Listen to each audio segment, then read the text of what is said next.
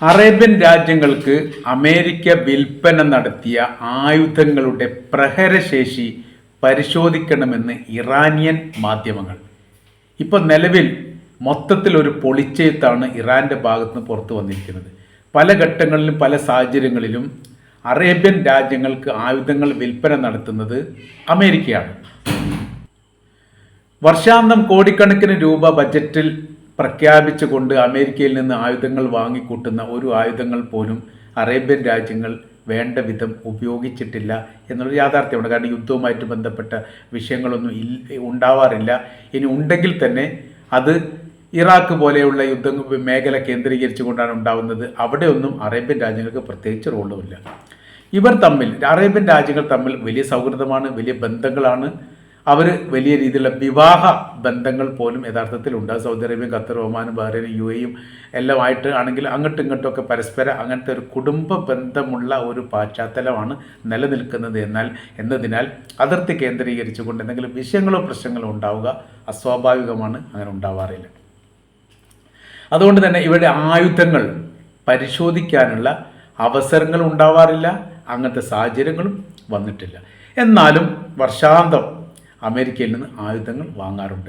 ആയുധങ്ങൾ വാങ്ങുക എന്നുള്ളത് മാത്രമല്ല, അതിൻ്റെ പ്രാക്ടിക്കൽ നൽകാൻ വേണ്ടിയിട്ട് അമേരിക്കയുടെ സൈനികരോ ബന്ധപ്പെട്ടവരോ ഈ രാജ്യത്തേക്ക് വരിക എന്നുള്ളത് അതും സാധാരണ ഉണ്ടാവാറുള്ളതാണ്. പണം കൊടുത്തിട്ടാണ് ആയുധങ്ങൾ നൽകുന്നു.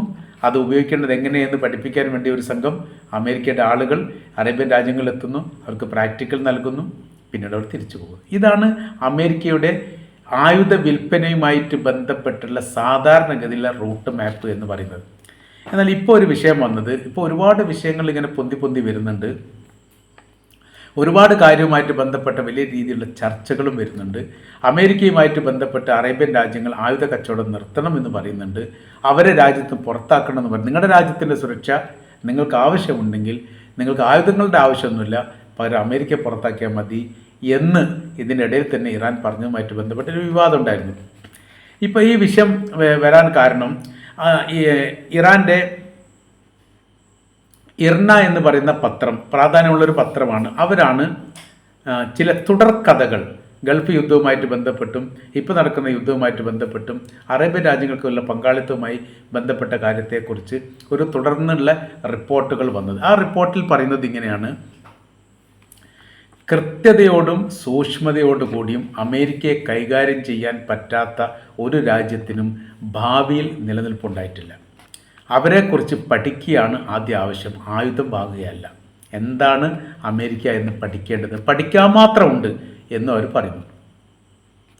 40 F-35A എന്ന് പറയുന്ന 5ാം തലമുറയിൽപ്പെട്ട യുദ്ധവിമാനം 48 എണ്ണം വാങ്ങാൻ വേണ്ടി സൗദി അറേബ്യ അമേരിക്കയുമായിട്ട് കരാറുണ്ടാക്കി. ആ കരാറിൻ്റെ വ്യവസ്ഥയുടെ ഭാഗമാണ് പ്രധാനമായിട്ട് പറയുന്നത്.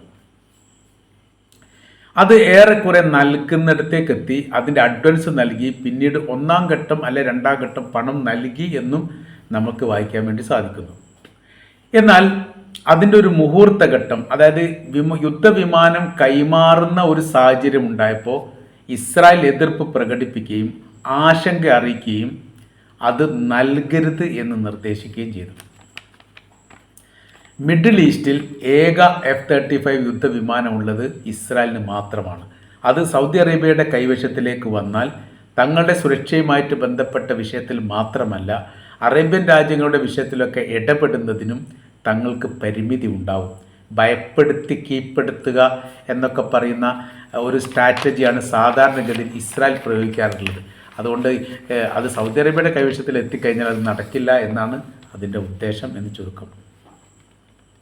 അപ്പോൾ പിന്നെ ഇവിടെ അമേരിക്ക പെട്ടുപോയി. അമേരിക്കയും സൗദി അറേബ്യയും തമ്മിൽ 70 വർഷത്തെ രാഷ്ട്രീയ ബന്ധങ്ങളുണ്ട്, അല്ലെങ്കിൽ അതിൽ കൂടുതൽ. അപ്പോൾ അവരുമായിട്ട് ഒരു ഉടക്കുന്നൊരു സ്ഥിതികൾ ഉണ്ടാകുന്ന സമയത്ത് അത് സാമ്പത്തിക രംഗത്തൊക്കെ അമേരിക്കയെ സാരമായിട്ട് ബാധിക്കും. രാജ്യത്തിൻ്റെ ഡോളറിൻ്റെ മൂല്യം ഉയർന്നു കിട്ടാൻ വലിയ പങ്കാളിത്തം വഹിച്ച രാജ്യങ്ങളിലൊന്ന് സൗദി അറേബ്യയാണ്. കാര്യമായ ഒരു പെട്രോളിയം വിൽപ്പന നടത്തുന്ന സമയത്ത് ഡോളറിലാണ് വിനിമയം നടത്തുന്നത്. അങ്ങനെ ആ സമയത്ത് രാജ്യത്തിൻ്റെ കറൻസിയുടെ മൂല്യം വല്ലാത്ത രീതിയിൽ കൂടും. അപ്പോൾ നിത്യേന ദശകോടികളുടെ പെട്രോൾ വിൽപ്പനകൾ നടത്താറുണ്ട്. സൗദി മാത്രമല്ല, അറേബ്യൻ രാജ്യങ്ങളെല്ലാം അതിനെ എന്ത് ചെയ്യും? ഡോളർ പണമായിട്ട് വാങ്ങുന്നു. അതിൻ്റെ മൂല്യം ഉയർന്നുകൊണ്ടേയിരിക്കുന്നു. ആ മൂല്യം ഉയർന്നതിൽ വലിയ പങ്കാളിത്തം അറേബ്യൻ രാജ്യങ്ങൾക്കുണ്ട്. അപ്പോൾ അവരുമായിട്ട് ഒട്ടക്കാൻ അമേരിക്കക്ക് താല്പര്യമില്ല. അപ്പോൾ പിന്നെ ഒരു വിഷയമുണ്ടായി അവിടെ. ഒരു ഇളവ് നൽകുന്നു, അല്ലെങ്കിൽ മറ്റൊരു തലത്തിലേക്ക് കാര്യങ്ങൾ പോകുന്നു. സാങ്കേതികക്ക് മാറ്റം വരുത്തി കുറഞ്ഞ ശേഷിയുള്ള കോൺഫിഗറേഷൻ നൽകാൻ വേണ്ടിയിട്ട് ധാരണയായി. അഥവാ ഇതിന് F-35 യുദ്ധവിമാനത്തിന് ഹൈ ക്വാളിറ്റിയുള്ള ഹൈ പവറുള്ള സാങ്കേതിക സംവിധാനമാണ്. അതിൽ നിന്ന് ചിലതൊക്കെ അയച്ചു മാറ്റുക, നമ്മുടെ ഭാഷയിൽ പറഞ്ഞാൽ അടർത്തിയെടുക്കുക എന്നൊക്കെ പറയും. അഡ്വാൻസ്ഡ് വീപ്പൺ സിസ്റ്റംസ് അതൊന്നാണ്. ഇലക്ട്രോണിക് വെയർഫെയർ കെപ്പബിലിറ്റി ഇത് ഉണ്ടായിരിക്കുകയില്ല. അപ്പോൾ ഇതെന്ത് ചെയ്യൂ? F-35 എന്ന് പറയുന്ന യുദ്ധവിമാനത്തിൽ നിന്ന് ഇവ ഒഴിവാക്കിയിട്ട് സൗദി അറേബ്യക്ക് അമേരിക്ക വിൽപ്പന നടത്തും. എന്നാൽ ഇത് ഉള്ളതാണ് ഇസ്രായേലിൻ്റെ കൈവശത്തിലുള്ളത്. അപ്പോൾ സാങ്കേതിക സംവിധാനവുമായിട്ട് തട്ടിച്ചു നോക്കുന്ന സമയത്ത് കരുത്തുറ്റ F-35 യുദ്ധവിമാനം ഇസ്രായേലിൻ്റെ കൈവശത്തിലുണ്ടാവും. അതിൻ്റെ പകുതി മാത്രം ശക്തിയുള്ള, അതിനേക്കാൾ കുറവ് ശക്തിയുള്ളത് മാത്രം സൗദി അറേബ്യയിലുണ്ടാവും. അപ്പോൾ എന്തൊക്കെ ആ സാങ്കേതിക സംവിധാനമാണ് ഇതിൽ ഷോർട്ടേജ് ഉള്ളത് എന്ന് മനസ്സിലാക്കിയ ഇസ്രായേലിന് വളരെ എളുപ്പത്തിൽ തന്നെ ഇതിനെ ആക്രമിക്കാൻ സാധിക്കും എന്ന് ചുരുക്കം. നിലവിൽ ഇസ്രായേലിൻ്റെ കൈവശത്തിൽ 48 F-35 യുദ്ധവിമാനങ്ങൾ ഉണ്ട് എന്നാണ് അനുമാനം. അതിനുശേഷം 25 എണ്ണത്തിന് കൂടി ഓർഡർ നൽകിയിട്ടുണ്ട് അമേരിക്കക്ക് ഇസ്രായേൽ. എന്നാൽ ചില റിപ്പോർട്ടിൻ്റെ അകത്ത് നിലവിൽ ഇസ്രായേലിൻ്റെ കൈവശത്തിൽ 100 F-35 യുദ്ധവിമാനങ്ങൾ ഉണ്ട് എന്നും പറയുന്നു. അപ്പോൾ ആകാശ യുദ്ധവുമായി ബന്ധപ്പെട്ട് ഏറ്റവും ശക്തിയുള്ള മിഡിൽ ഈസ്റ്റ് രാജ്യം ഇസ്രായേൽ തന്നെയാണ്. എന്താണ് ഇപ്പോൾ ഇറാൻ പറയുന്നത്? നിങ്ങൾ ഒരു F-35 യുദ്ധവിമാനവുമായി ബന്ധപ്പെട്ട് അതിൻ്റെ സാങ്കേതിക സംവിധാനമൊക്കെ അയച്ചു മാറ്റിയിട്ട് വിൽപ്പന നടത്തുമ്പോൾ നൽകുന്ന പണത്തിന് വല്ലാത്തൊന്നും കുറവ് അമേരിക്ക വരുത്തില്ല. അവരുടെ രീതി അങ്ങനെയാണ്. അവരുമായിട്ട് അംഗം കുറിക്കാനോ യുദ്ധത്തിനോ അറേബ്യൻ രാജ്യങ്ങളോട് തയ്യാറാവുകയില്ല. നമുക്കത് അറിയാവുന്നതുമാണ്. അങ്ങനെ വെച്ച് നോക്കുന്ന സമയത്ത് നിങ്ങൾക്കിതിന് മുൻപ് വിൽപ്പന നടത്തിയ പല സാങ്കേതിക സംവിധാനം, അത് ടാങ്കാണെങ്കിലും ഈ മറ്റ് കവചിത വാഹനങ്ങളാണെങ്കിലും ഇനി പീരങ്കിയോ സംവിധാനങ്ങളോ ആണെങ്കിലും പ്രതിരോധ സംവിധാനങ്ങളാണെങ്കിലും പരിശോധിക്കേണ്ടതുണ്ട്. അതിൽ ഒറിജിനാലിറ്റി മുഴുവൻ ഉണ്ടാവാൻ സാധ്യത വളരെ കുറവാണ്. അതിലും അയച്ചുപണികൾ നടത്തിയിട്ടുണ്ട്. അഥവാ ചതിയിലൂടെയാണ് അവർ ഇല്ലാത്ത സംഭവങ്ങൾ പറഞ്ഞുകൊണ്ട് ആയുധങ്ങൾ വിൽപ്പന നടത്തിയത് എന്ന് ഇർന പ്രസിദ്ധീകരണത്തിൽ പറയുകയാണ്. അതിൻ്റെ ഒരു കുറിപ്പ്, ഒരു തുടർ കഥകൾ പോലെയാണ് പറയുന്നത്. അതായത് സദ്ദാം ഹുസൈൻ്റെ കാലത്ത് നടത്തിയിരിക്കുന്ന യുദ്ധവുമായിട്ട് ബന്ധപ്പെട്ട് ഞങ്ങൾ എന്ത് നിലപാട് സ്വീകരിക്കുന്നുണ്ട് എന്ന് ലോകം ശ്രദ്ധിച്ചിട്ടുണ്ട്. ഞങ്ങൾക്ക് ആ സമയത്ത് സദ്ദാം ഹുസൈൻ ഏത് തരത്തിൽ വേണമെങ്കിലും ആക്രമിക്കാൻ അമേരിക്കക്ക് ഭൂപ്രദേശം വിട്ടുകൊടുക്കാമായിരുന്നു.